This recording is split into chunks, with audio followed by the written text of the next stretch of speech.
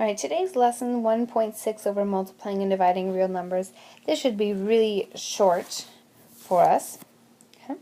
So first thing I want to talk about is just laying out the rules. The rules for multiplying and dividing real numbers is different than adding or subtracting. So you do have to keep track of two separate set of rules.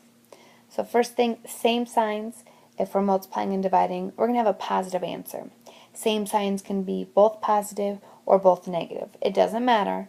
Our answer is going to be positive. If we have different signs when we're multiplying or dividing, we're always going to have a negative answer. So we're going to have a negative positive, or we're going to have a positive negative. Either way, our answer is going to be negative. Quick recall of multiplying with fractions. And when we're multiplying with fractions, I'm going to remind you, cross-cancel if possible. You always have to have your fractions written in lowest terms. So you have to reduce. If you can cross-cancel, that just saves some time in the end. Then you're going to multiply numerators, then multiply denominators. So if we have the example 1/2 times 2/3, I notice I can cross-cancel. I can divide both my 2's by 2. So now I can multiply my numerators, 1 times 1 over 1 times 3, and that just is 1/3. Recall of dividing with fractions. When you're dividing with fractions, keep, change, flip if you've heard that before, or multiply by the reciprocal. So if I have 1/2 divided by 6/7, I need to change my division to a multiplication problem. And I'm going to do that by keeping the first fraction, changing the division to multiplication, and flipping the 6/7, which when I flip 6/7 to 7/6, that is actually the reciprocal. So you can either think keep, change, flip, or multiply by the reciprocal. There may be another way to remember it, and if you have a different way to remember it, go ahead and use that. So now I can multiply across 1 times 7 over 2 times 6. That simplifies to 7/12. Quick reminder, you cannot divide by 0. It's impossible. So 8 divided by 0 is impossible. However, if you have 0 divided by 8, that answer is 0. Okay? So remember, you can take a 0 divided by 8, but you can't take an 8 divided by 0. Alright, so let's look at some examples. First one is negative 2/9 squared.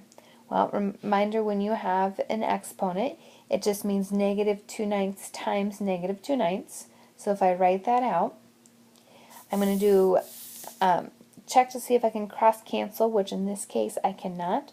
So I'm going to multiply my numerators, multiply my denominators, which gives me 4 over 81.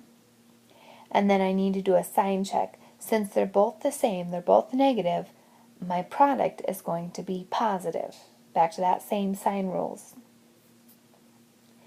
Second example, negative 121 over 11.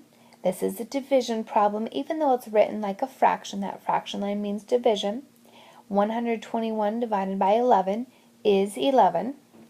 And then doing a sign check real quick, notice one's negative, one's positive. Even though the fraction itself is negative, then since they're different signs, my quotient is going to be negative as well. So my quotient is negative 11. Okay. On this homework assignment, we're going to see some square roots come back up, and we've talked about those once. When we talked about them in the past, we had mentioned before that when you take the square root of a number, there's a positive and there's a negative answer.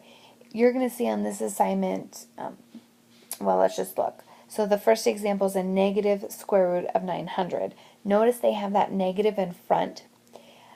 Before, we've always just written on the positive answer. So if we had, let's see, the square root of 9, even though we knew it was a plus or minus 3, we just wrote 3. Now if you have a negative in front, they're looking for the negative solution. So the square root of 900 is 30. Even amount of zeros, break them in half. And then the square root of 9 is 3. And since they have that negative in front, they're looking for the negative 30, not the positive 30. Okay? If there's nothing in front, just like this one over here, They're just looking for the positive answer. However, some of your problems are going to have a plus or minus in front, then they're looking for the plus or minus in front of your answer as well. So we're looking for the square root of 1/9. Well, we can break that apart as the square root of 1 over the square root of 9. The square root of 1 is 1. The square root of 9 is 3. So this, our answer is going to be plus or minus 1/3. And that's all I have for you with multiplying and dividing real numbers. Short and sweet.